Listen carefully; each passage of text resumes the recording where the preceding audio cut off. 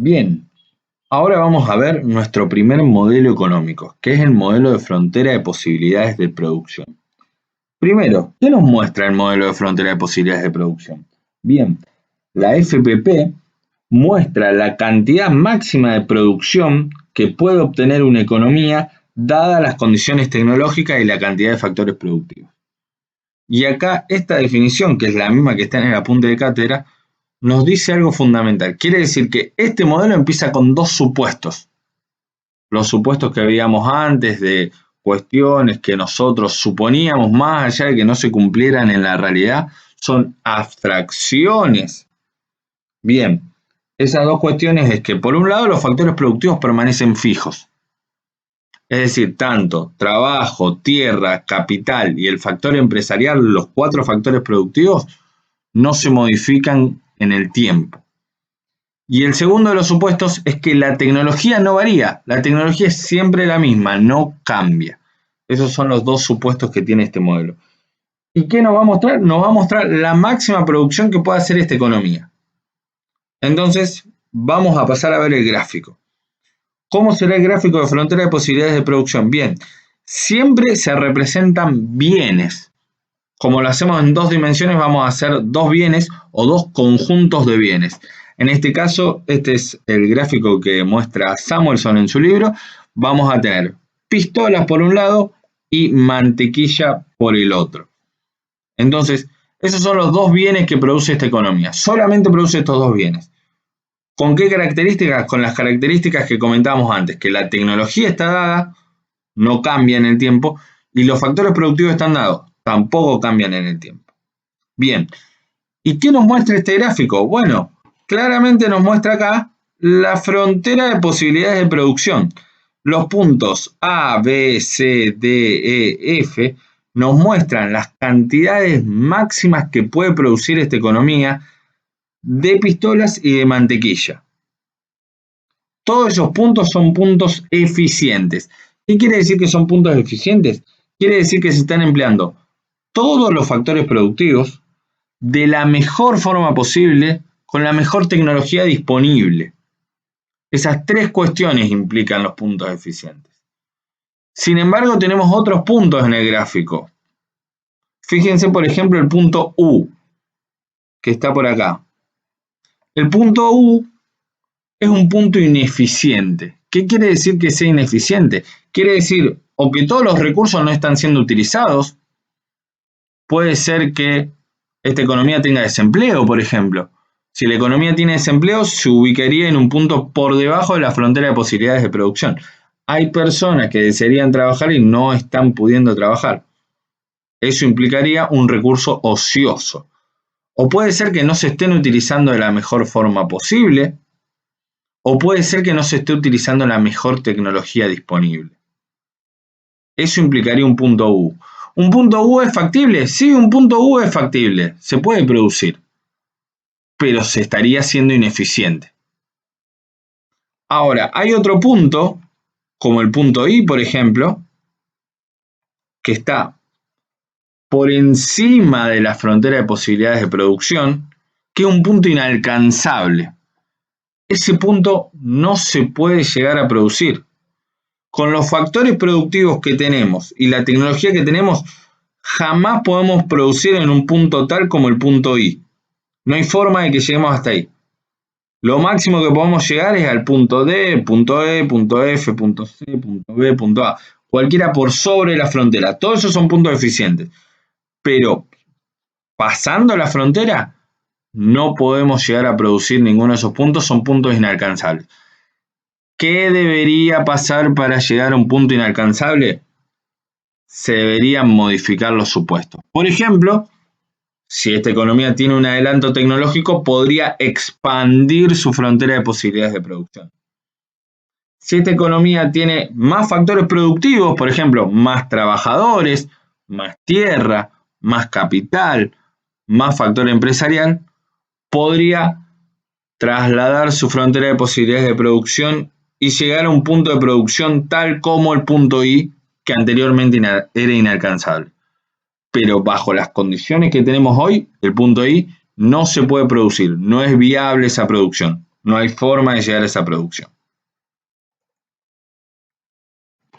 Bien, lo que vamos a hacer ahora es graficar la frontera de posibilidades de producción.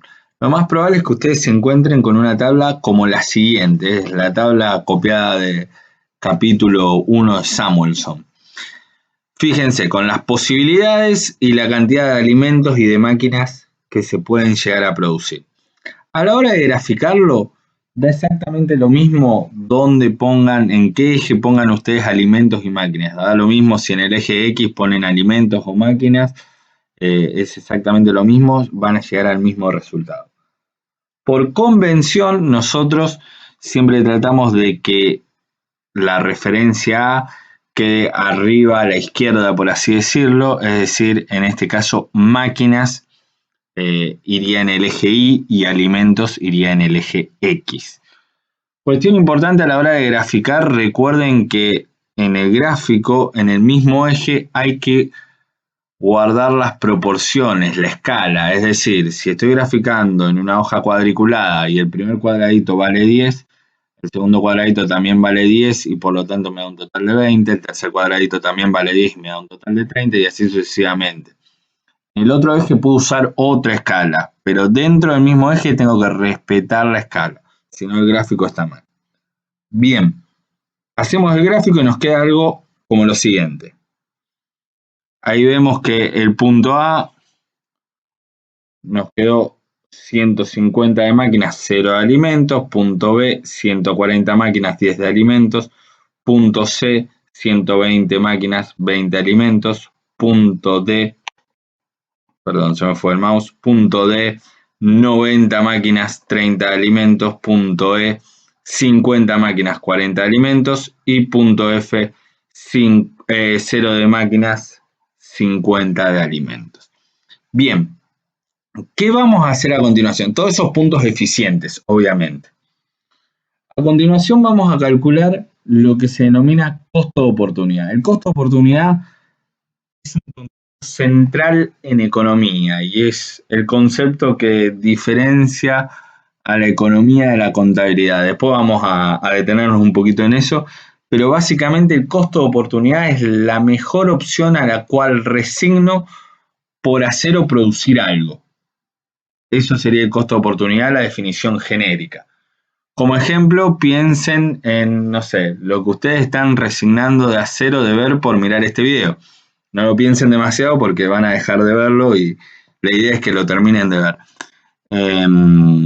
En términos de la frontera de posibilidades de producción, el costo de oportunidad es lo que dejo de producir del otro bien. Ejemplo, yo estoy en el punto A, tengo 0 alimentos y 150 máquinas. Quiero producir más alimentos, quiero llegar a producir 10 de alimentos, ok, voy a tener que resignar la producción de máquinas. Eso es el costo de oportunidad. ¿Y cómo se calcula? Se calcula de la siguiente forma. Para pasar del punto A al punto B, ¿cuántas máquinas resigné? En este caso, en A produzco 150 máquinas, en B produzco 140, dejé de producir 10 máquinas. Ese es el costo de oportunidad.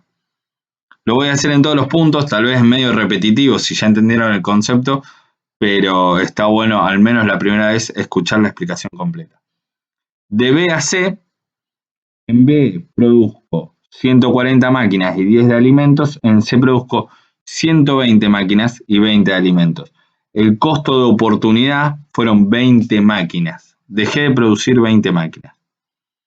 De C a D, en C produzco 120 máquinas, 20 de alimentos. En D produzco 90 máquinas, 30 de alimentos. Lo que dejé de producir fueron 30 máquinas.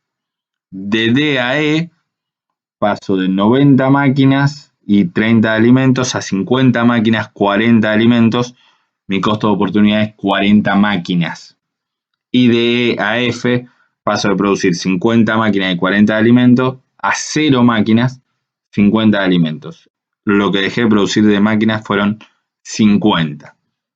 A eso denominamos costo de oportunidad. Y lo voy a tener sintetizado en la siguiente tablita. En la siguiente tablita, fíjense, lo mismo. De A a B pasé de 150 a 140, lo resté. 10 fue mi costo de oportunidad, 140, 120, 20 y así sucesivamente calculo el costo de oportunidad. Ahora hay otro concepto muy interesante que es el costo de oportunidad unitario. ¿Cómo calculo el costo de oportunidad unitario? El costo de oportunidad unitario lo calculo lo que resigné del bien en cuestión. En el caso de A a B, resigné 10 de máquinas, porque pasé de 150 a 140, es este 10 que tenemos acá, sobre lo que aumenté la producción del otro bien. El otro bien pasé de producir 0 a producir 10. 10 menos 0, 10. 10 sobre 10, 1. Vamos con el siguiente, por las dudas, por si no quedó claro. ¿Cuánto fue lo que resigné la producción cuando paso de B a C? 20 resigné la producción. Pasé de producir 140 máquinas a producir 120 máquinas. Esto lo divido sobre lo que aumenté la producción del otro bien. ¿Cuánto aumenté la producción del otro bien? Pasé de 10 a 20. Aumentó 10 mi producción. 20 sobre 10 es 2. Sigo así sucesivamente. Si nos fijamos, fíjense que alimentos siempre va a ir aumentando de 10 en 10. Entonces esto es 30 sobre 10, porque es 30 menos 20 es 10. 3, 40 sobre 10, 4, 50 sobre 10, 5. Ese es el costo de oportunidad unitario. Ahora vamos a hacer exactamente lo mismo, pero en el sentido opuesto, de F a A. Lo tengo sintetizado en la siguiente tablita. Fíjense, de F a E, yo pasé de producir 50 alimentos y 0 de máquinas a producir 40 alimentos y 50 de máquinas. ¿Cuál fue mi costo de oportunidad? Ahora fueron alimentos. ¿Cuántas unidades de alimentos? 10 unidades de alimentos. Sigo de E a D, paso de 40 a 30 alimentos. De vuelta son 10 mi costo de oportunidad. Sigo de D a C, de 30 a 20, 10 mi costo de oportunidad en alimentos. De C a B, de vuelta 10 mi costo de oportunidad de alimentos. Y de B a A, de vuelta 10 mi costo de oportunidad de alimentos. Vamos al costo de oportunidad unitario. Hacemos exactamente lo mismo que comenté antes.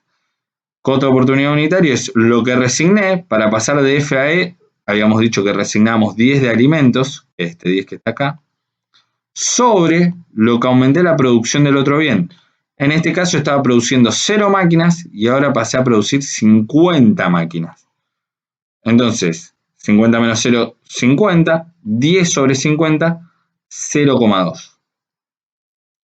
Hago lo mismo en el siguiente punto, paso de E a D.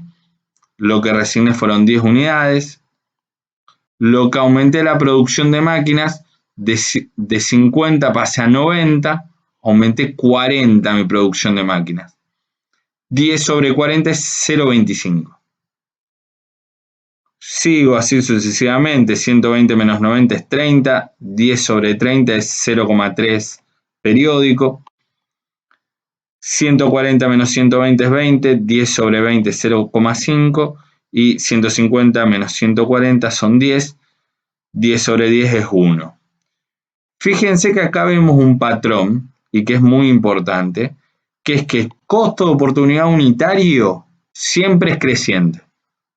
No importa en la dirección que vayamos, el costo de oportunidad unitario siempre es creciente. Empieza abajo y va aumentando. Empieza abajo y va aumentando. No se confundan con el costo de oportunidad, porque si bien en este caso es creciente, en este caso fíjense que es constante. Siempre el que es creciente es el costo de oportunidad unitario. Y es lo que vamos a buscar para ver si hicimos bien el gráfico también. El costo de oportunidad unitario siempre es creciente. ¿Y cómo se interpreta el costo de oportunidad unitario? Vayamos, por ejemplo, a este número, al 0,2 de F a E. De F a E, si yo quiero aumentar una unidad de máquinas, tengo que resignar 0,2 unidades de alimento. Eso es lo que quiere decir. Para aumentar una unidad de máquinas, tengo que resignar 0,2 unidades de alimento. Bien, espero que se haya entendido. Seguramente alguna pregunta habrá en el control de lectura para ver si interpretaron bien y si me expliqué bien de cómo se calcula el costo de oportunidad y el costo de oportunidad unitario. Y si no, cualquier cosa lo retomamos en la clase vía streaming. Bien, vamos a pasar a hablar un poco de la forma de la curva, ya la estuvieron viendo. La primera de las características que tiene la curva es que es una curva con pendiente negativa, es decir, tiene una relación negativa y eso se da por el costo de oportunidad. Es decir, la relación es inversa, a medida que aumenta uno, el otro disminuye. Y como les decía, es por el costo de oportunidad que está presente siempre. Yo para aumentar la producción de un bien, sí o sí tengo que resignar producción del otro bien siempre que esté en un punto eficiente. Costo de oportunidad ya lo vimos, es la mejor opción a la cual resignamos por hacer lo que estamos haciendo, producir lo que estamos produciendo. Y como les decía yo, es una de las diferencias fundamentales que hay con la contabilidad. Fíjense que para la contabilidad en general constituyen costos todos los gastos atribuibles a la elaboración o venta de un determinado producto o servicio. En cambio, para un economista, el costo imputable a un bien o servicio es el valor que hubiera podido obtener si los recursos productivos que se emplearon con la finalidad de producirlo y venderlo se hubieran destinado a la mejor alternativa posible. Es decir, para un economista el costo de oportunidad siempre está implícito y siempre se calcula. Entonces, es importante tenerlo en cuenta.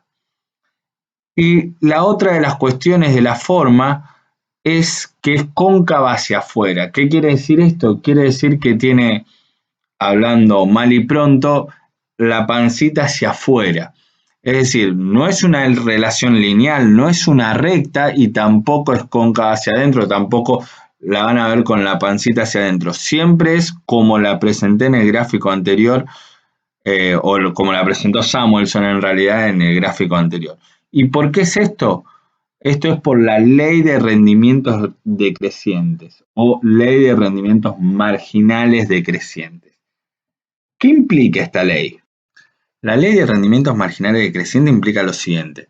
Si yo tengo dos factores productivos, un factor productivo fijo y un factor productivo variable, supongamos el factor productivo fijo el capital y el factor productivo variable el trabajo, y aumento las cantidades de factor productivo variable, manteniendo fijas el factor productivo fijo, lo que va a pasar es que a partir de cierto punto, cuando aumente la cantidad de factor productivo variable, mi producto va a aumentar, pero en forma decreciente. Veámoslo con un ejemplo, así queda más claro. Vamos a suponer que yo tengo un puesto de panchos. Me incorporo yo como trabajador, como primer trabajador al puesto de panchos, pasamos a producir 10 panchos, de 0 a 10. Es decir, lo que yo aporté a la producción fueron 10 panchos. Vamos a suponer que me va bien, vendo los 10 panchos, incorporo una segunda persona. Vamos a suponer que esta segunda persona, ahora producimos 15 panchos. Es decir, la segunda persona incorporó 5 panchos. No incorporó lo mismo que la primera. Vamos a incorporar una tercera persona. Incorporamos una tercera persona y vamos a suponer que ahora producimos 18 panchos. La tercera persona sumó 3 unidades de panchos nada más. Vamos a suponer que incluimos una cuarta. Y vamos a hacer lo extremo al ejemplo y les voy a decir que ahora producimos 17 panchos. Y ustedes me dirán, ¿cómo puede ser? No puede ser que agreguemos factor productivo variable y cada vez tengamos menos producto. ¿Cómo puede pasar? Bueno, puede pasar porque el puesto de pancho es muy chiquito. Y si tenemos tantas personas trabajando dentro del mismo lugar, tal vez se chocan entre sí, por ahí pasa uno, tira las salchichas que se están hirviendo, etcétera, etcétera. Eso implica la ley de rendimientos marginales decrecientes. Básicamente, en el estudio de la frontera, la ley de rendimientos decrecientes refleja el hecho de que para conseguir cantidades adicionales de un bien, la sociedad ha de utilizar cantidades crecientes de los factores productivos. Para obtener mayores unidades de un bien, cada vez tiene que destinar mayor cantidad de factores productivos. Y por eso tiene esa forma que describíamos antes. Bien, por último, funciones y explicaciones. Las funciones que tiene la FPP básicamente nos permite reflexionar sobre la escasez, la elección y el costo de oportunidad. Y también nos permite proyecciones hacia el futuro y nos permite explicar el crecimiento económico. ¿Cómo nos permite proyeccionar a futuro y explicar el crecimiento económico? Bien, básicamente pensando en qué pasaría si modificamos los supuestos. Si tenemos más factores productivos, si tenemos una mejora tecnológica, la frontera de posibilidades de producción se va a desplazar y nos va a permitir a nosotros la opción de crecer. Entonces, eso es lo que se resalta en este punto de funciones y explicaciones. Bien, con esto cerramos frontera de posibilidades de producción. ¿Cuál es la bibliografía? Dos fuentes fundamentales. El apunte de cátedra de la página 11 a la página 14, es decir, todo lo que nos queda del punto 1.4.2. Y el capítulo 1 es Samuelson y Nordhaus. Bien, y con eso terminamos los contenidos que teníamos planificado para el día de hoy. Con esto sumamos 3 videos al canal, es decir que ya avanzamos bastante. Ustedes van a ver que ya con la bibliografía la pueden leer íntegramente. El apunte de cátedra lo pueden leer sin incluir los anexos, así que ya se pueden poner a trabajar con eso. No se dejen dormir en los laureles, no se dejen estar, empiecen a avanzar con lo que es la lectura. También les recomiendo que hagan algo de práctica si tienen tiempo. Algún ejercicio frontera de posibilidades de producción está bueno, sobre todo porque suele ser el tema que más complejidad trae, al menos hasta acá. En la práctica, a partir del ejercicio 7, son todos ejercicios de frontera, así que podrían hacer algunos y si tienen alguna duda, la idea es que los resolvamos en el encuentro sincrónico, en la videoconferencia que vamos a programar. Bien, ¿qué más? 3 cositas más y ya los dejo. La primera de ellas es que en el grupo 10 tenían un grupo de WhatsApp entre los alumnos, entonces el arreglo fue el siguiente: yo me comunico con la administradora del grupo me pasa las dudas del grupo, yo se las respondo y ella las circulariza, y obviamente si yo tengo que comunicar algo, se lo comunico a ella y ella después también lo circulariza con el resto del grupo, y además el link de ese grupo lo puse en el aula virtual, así se pueden unir aquellos que son de la comisión 10 y todavía no se unieron. Para los chicos de turismo y los chicos de San Nicolás, si tienen grupo de WhatsApp, también que se comunique uno, que sea el representante, yo pongo el link del grupo, así se une toda la gente por ahí, y después uno se comunica conmigo y yo me comunico con esa persona. Bien, ¿qué más? Tercera de las cuestiones, recomendaciones. Si tienen alguna recomendación como para que haga, para que siga subiendo, me lo comentan, me escriben, no hay ningún tipo de problema, pueden usar el foro o me pueden mandar un mail, no hay ningún tipo de problema. Recomendaciones en cuanto, no sé, cosas que están haciendo otros docentes en otras materias y a ustedes les sirvió. Esto la verdad es algo que estamos aprendiendo entre todos, así que está bueno que haya ese feedback y esa retroalimentación para saber si lo que uno hace está bien o le llega o falta algo más. Así que eso háganlo, siéntanse libres de proponer lo que a ustedes les parezca. Última, y ya los dejo, próximo video vamos a hablar de los instrumentos del análisis económico, así que con eso ya cumplimentamos los anexos del apunte de cátedra, y con eso ya cerramos la unidad 1 definitivamente. Así que bueno, eso es todo, que tengan buen fin de semana, pásenla lindo, cualquier cosa me escriben. Saludos.